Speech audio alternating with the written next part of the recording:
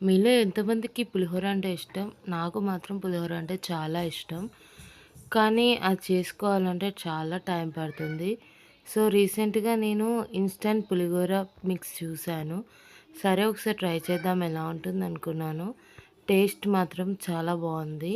ఇది చేసుకోవడం కూడా చాలా simple process and easy process. First ప్యాన్‌లో ఆయిల్ పోసి అందులో జీలకర్ర, పల్లీలు, శనగపప్పు, మినపప్పు, పచ్చిమిర్చి, ఎండుమిరపకాయలు వేసుకొని బాగా ఫ్రై చేసుకోవాలి. తర్వాత మీకు కావాలంటే జీడిపప్పు, కొంచెం కరివేపాకు కూడా వేసుకొని ఫ్రై చేసి తగినంత సాల్ట్ వేసుకొని తర్వాత ఎంటీఆర్ పులిహోర పౌడర్ కలుపుకోండి.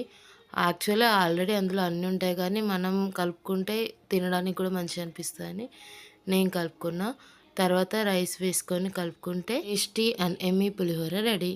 నచ్చితే మీరు కూడా ఒకసారి ట్రై చేయండి.